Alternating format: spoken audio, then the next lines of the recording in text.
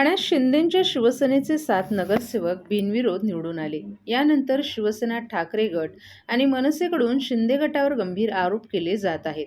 यामध्ये एक पोलीस कर्मचारी आमच्या उमेदवाराला उपमुख्यमंत्री एकनाथ शिंदे यांच्या निवासस्थानी नेत असल्याचा आरोप मनसेचे नेते अविनाश जाधव यांनी केलाय. तसंच याचा पुरावा म्हणून त्यांनी व्हिडिओही दाखवल्याने एकच खळबळ उडाली आहे. मनसे नेते अविनाश जाधव आणि ठाकरे गटाचे नेते राजन विचारे यांनी पोलीस अधिकारी, शिवसेना उबाटा गटाचे उमेदवार विक्रांत घाग यांना एकनाथ शिंदेंच्या घरी घेऊन जात असल्याचा व्हिडिओ दाखवला.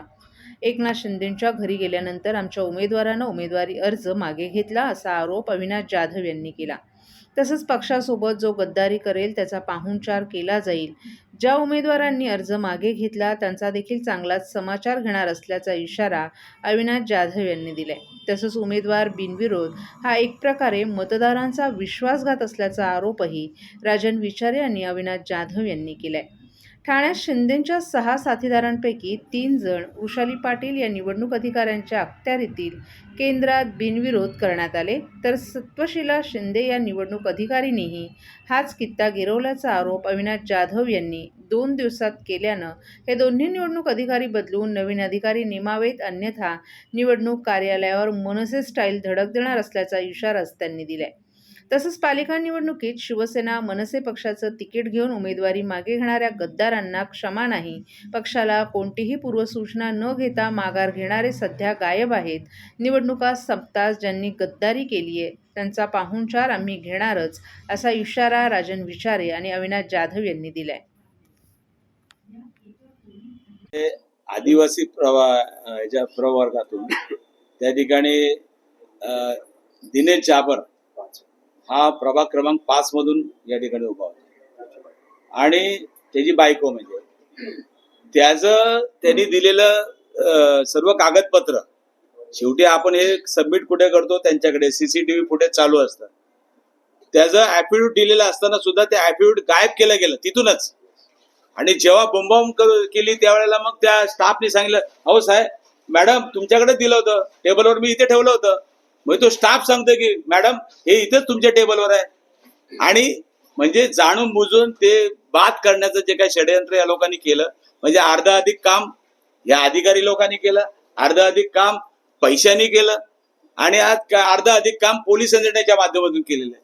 तर मला असं वाटतं आपण सुद्धा म्हणजे मतदार आहात या ठाण्याचे आणि तुम्हाला सुद्धा माहिती आहे की काय चालू आहे. तर मला असं वाटतं हा विषय जास्तीत जास्त, कारण आम्ही शेवटी आम्हाला रस्त्यावरती उतरण्याशिवाय पर्याय नाही. कारण तुम्ही बघितलं असेल जनतेच्या दरबारात जायचं, तर या जनतेच्या दरबारात काय केलं त्यांनी बघितलं असेल. आणि म्हणजे या निवडणुका होऊ नये यासाठी बिनविरोध केला. त्यानंतर तुम्ही बघितलं सर्व यंत्रणा त्या ठिकाणी लावलेल्या आहेत.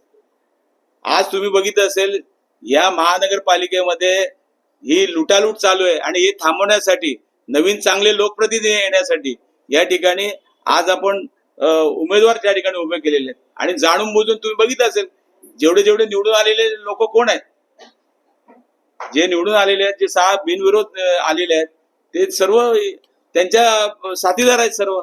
आणि म्हणून या निवडणुकाच्या संदर्भामध्ये मला वाटतं जनतेला आम्ही आवाहन करतो आपल्या माध्यमातून या ठिकाणी या सर्व गोष्टीचा विचार करून मला वाटतं लोकांनी रस्त्यावरती उतरून त्या दिवशी ही महानगरपालिका वाचवायची आहे, हे ठाणं आम्हाला वाचवायचं असेल, हे ठाण्याचे प्रश्न आम्हाला हे करायचं असेल तर यांना पहिलं खाली खेचून जर तुम्ही हे केलं तर मला वाटतं आता हा सर्व खेळ जो आहे हे ठाणेकर जनतेच्या हातात आहे.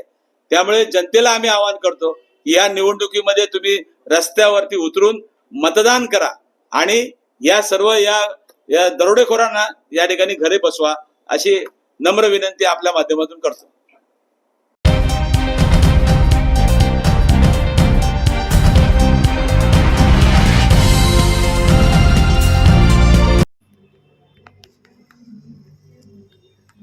33 प्रभागांमधील 131 जागांसाठी एकूण 141 अपक्ष उमेदवारांनी अर्ज दाखल केले होते. यापैकी 55 अपक्ष उमेदवारांनी अर्ज माघारी घेतल्यानं आता तब्बल 86 अपक्ष उमेदवार निवडणुकीच्या रिंगणात आहेत. ठाण्यात शिंदेसेना आणि भाजपमध्ये इच्छुकांची मोठी गर्दी झाली होती. मात्र महायुतीतील जागा वाटपात मिळालेल्या मर्यादित जागांमुळे पक्ष नेतृत्वाला सर्व इच्छुकांना उमेदवारी देणं शक्य झालं नाही. यामध्ये काही निष्ठावंत आणि दीर्घकाळ पक्षासाठी कार्यरत असलेले इच्छुक डावलले गेल्यानं त्यांनी अपक्ष म्हणून उमेदवारी अर्ज दाखल केले.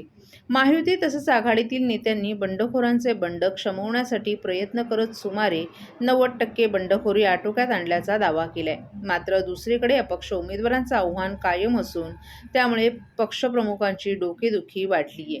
हौस म्हणून तसंच स्थानिक नगरसेवकांच्या कामगिरीबाबत नाराजी व्यक्त करत अनेकांनी अपक्ष म्हणून निवडणूक लढवण्याचा निर्णय घेतला. ठाणे महापालिकेच्या 33 प्रभागातील 131 जागांसाठी एकूण 141 अपक्ष उमेदवारांनी अर्ज दाखल केले होते. यापैकी 55 अपक्ष उमेदवारांनी अर्ज माघारी घेतल्यानं आता प्रत्यक्ष 86 अपक्ष उमेदवार निवडणुकीच्या रिंगणात आहेत.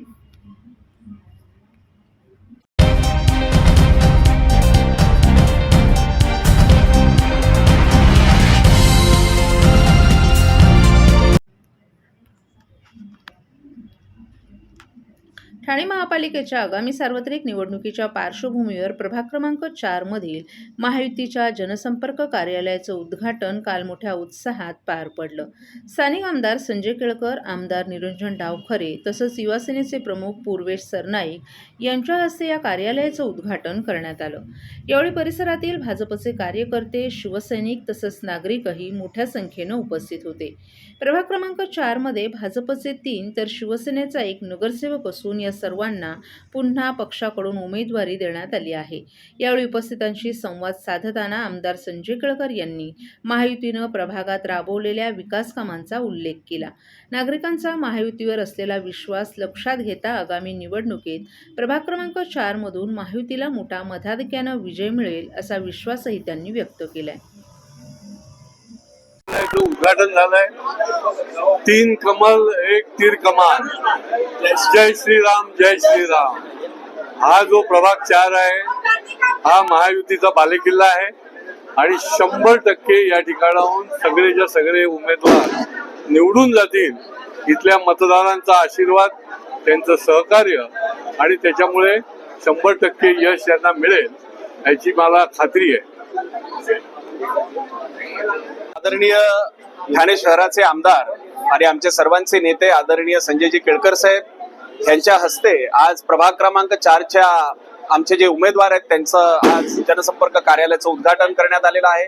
निश्चितपणे केळकर साहेबांनी जसं सांगितलं की या प्रभागामध्ये 3 कमळ आणि 1 धनुष्यबाण असा हा नारा आमचे कार्यकर्ते देत आहेत. परंतु या संपूर्ण महाराष्ट्रामध्ये कमळ आणि धनुष्यबाणाच्याच बाणावरच लोकांनी जो आहे विश्वास दाखवलेला आहे आणि निश्चितपणे येणाऱ्या या ठाणे महानगरपालिकेच्या निवडणुकीमध्ये सुद्धा आमच्या महायुतीच्या सरकारवर आदरणीय देवेंद्रजी फडणवीस साहेब, आदरणीय एकनाथजी शिंदे साहेब यांच्या नेतृत्वावर ठाणेकर सुद्धा भरभरून आशीर्वाद देतील हे आमचा विश्वास आहे.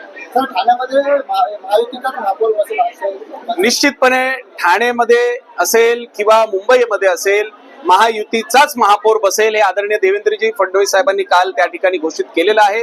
आदरणीय एकनाथ शिंदे साहेबांनी घोषित केलेलं आहे आणि या महाराष्ट्रामध्ये जे काम आमच्या नेत्यांच्या माध्यमातून सुरू आहे, येणाऱ्या काळामध्ये संपूर्ण महाराष्ट्रामध्ये प्रत्येक महानगरपालिकेमध्ये असंच चांगलं काम महायुतीच्या माध्यमातून आपल्याला पाहायला मिळेल.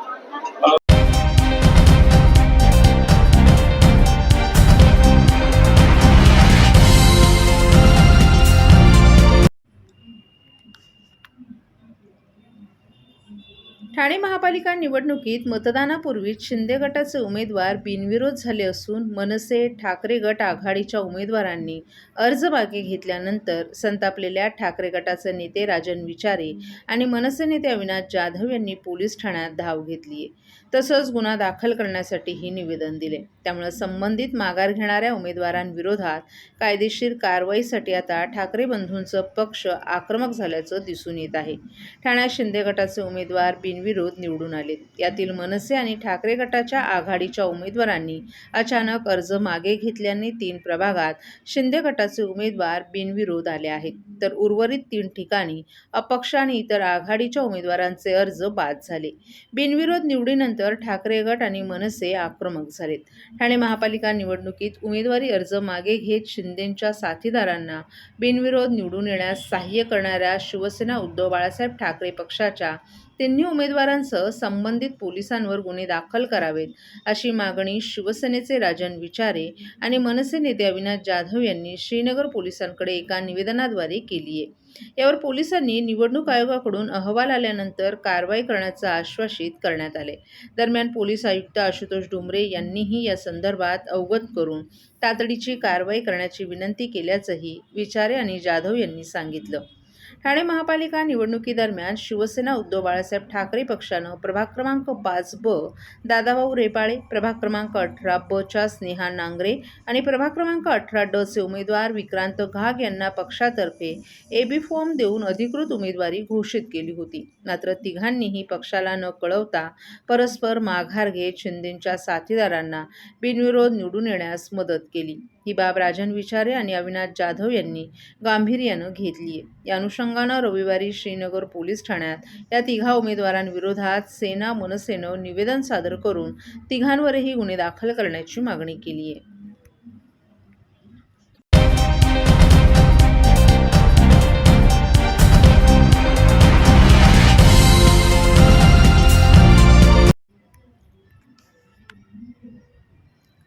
ठाणे महापालिका सार्वत्रिक निवडणूक 2025-26 साठी नामनिर्देशन अर्ज छाननी आणि माघार प्रक्रियेनंतर आज चिन्ह वाटपाची प्रक्रिया पूर्ण झाली असून एकूण 641 उमेदवारांना चिन्हांचं वाटप करण्यात आल्याची माहिती आयुक्त तथा निवडणूक अधिकारी सौरभ राव यांनी दिली आहे. ठाणे महानगरपालिका सार्वत्रिक निवडणूक येत्या 15 जानेवारी रोजी होत असून निवडणूक प्रक्रियेसाठी प्रभागनिहाय नियुक्त करण्यात आलेल्या निवडणूक निर्णय अधिकाऱ्यांमार्फत 23 डिसेंबरपासून नामनिर्देशन पत्र वाटप, नामनिर्देशन पत्र दाखल करून घेणं, छाननी आणि नामनिर्देशन पत्र माघार घेणं या सर्व प्रक्रिया पूर्ण झाल्यानंतर प्रत्यक्ष निवडणूक लढवणाऱ्या उमेदवारांची यादी निवडणूक निर्णय अधिकाऱ्यांनी प्रसिद्ध केली आहे. अशा उमेदवारांची संख्या 641 इतकी असून 6 उमेदवार एकटेच संबंधित जागेसाठी शिल्लक राहिलेत. या उमेदवारांच्या संदर्भात उचित अहवाल राज्य निवडणूक आयोगाकडे सादर करण्यात आलाय. तसंच सर्व 641 उमेदवारांना आज निवडणूक चिन्हांचं वाटप करण्यात आले.